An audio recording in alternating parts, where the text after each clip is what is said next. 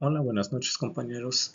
Mi nombre es Emanuel Lemurio Campa López. Actualmente me encuentro cursando el doctorado en salud pública y bueno, el día de hoy vamos a platicar sobre la comunicación y las habilidades sociales. Como introducción hay que tener en cuenta que la comunicación es un pilar fundamental en nuestro entorno, ya que nos permite desarrollarnos de manera interpersonal con la sociedad con la que estamos rodeados.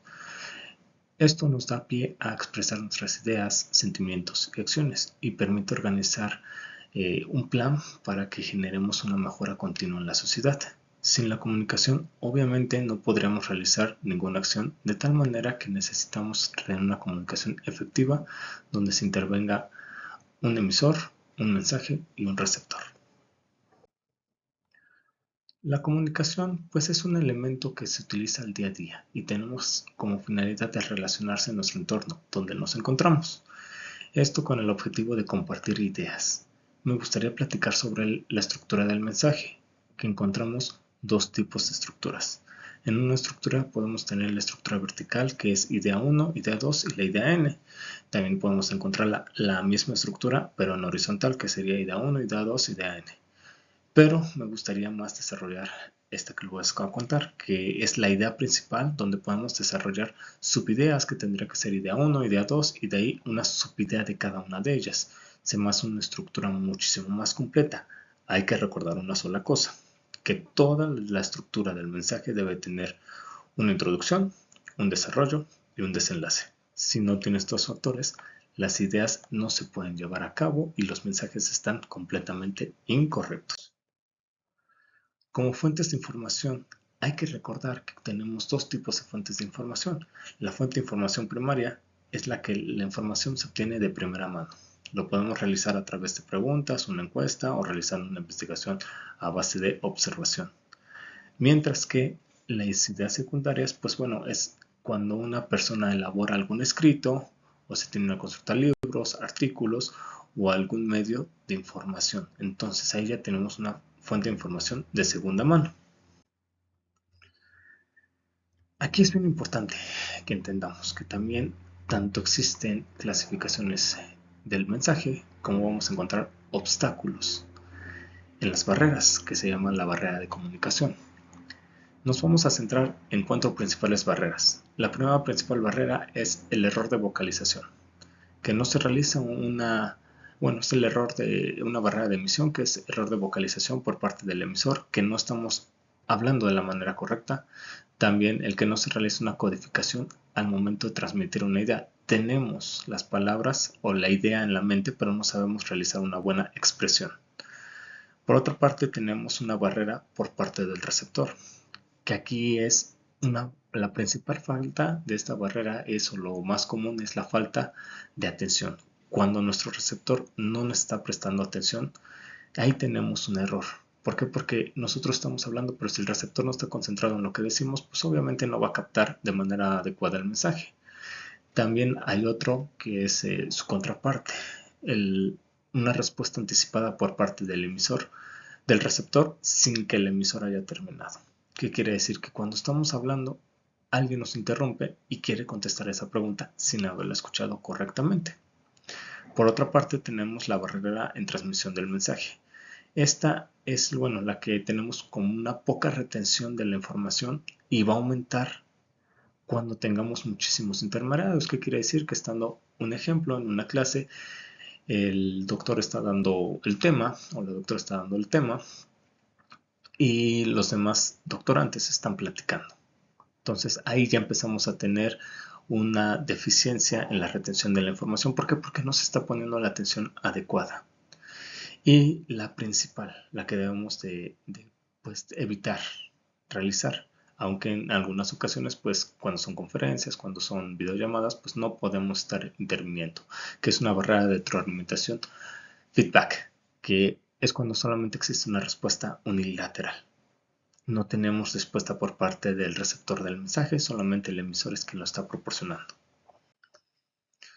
Y bueno, el concepto de habilidades sociales, pues es una conducta que se requiere para ejecutar una tarea de índole interpersonal, donde se ocupa un conjunto de comportamientos que se adquieren para poder interactuar con otras personas. Esa es una habilidad social que se tiene que ir desarrollando con el tiempo. También encontramos clases de habilidades sociales, que en este caso son 4. Encontramos las cognitivas, que son aquellas que intervienen en aspectos psicológicos.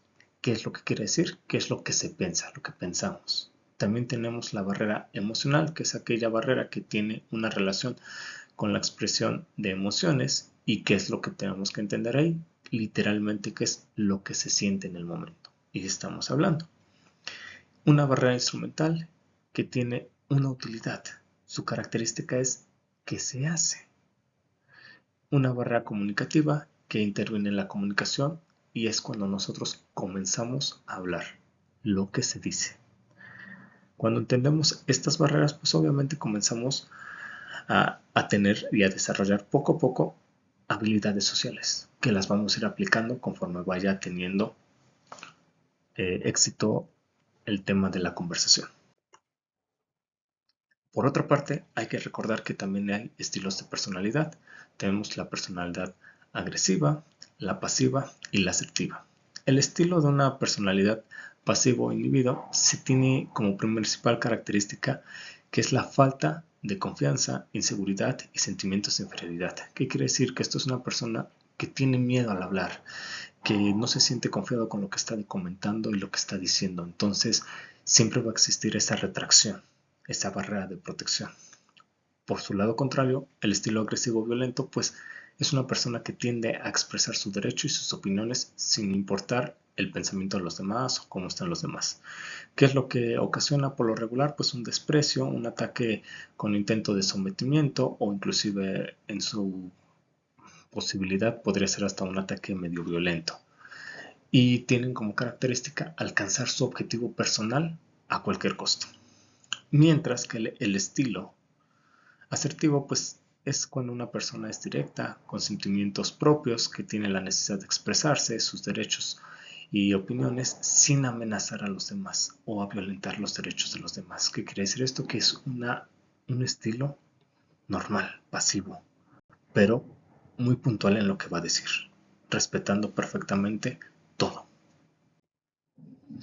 También encontramos el aprendizaje y el entrenamiento de las habilidades sociales. Aquí es importante que tenemos que entender que hay que escuchar a la otra persona y dar acuerdos si es necesario, aprender a decir no de la forma correcta, que es algo que a todos nos cuesta en algún momento de nuestra vida, hacer buen uso del lenguaje corporal, controlar las emociones, aceptar críticas y no ser reiterativo, sobre todo esta parte. Evitar muletillas, evitar volver a mencionar lo mismo 2 o 3 veces. La importancia en las habilidades sociales de la salud. El desarrollo de las interpersonal que se tiene es como un punto de partida o como un ancla, un buen trato, una igualdad y un respeto.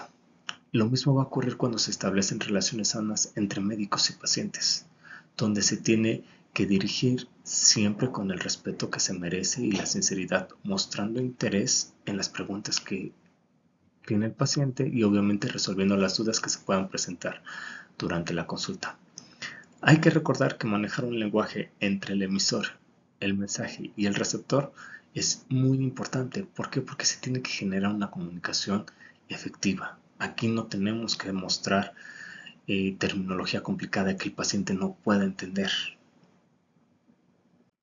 Ya por último y a manera de conclusión, la comunicación no es solamente entablar una conversación.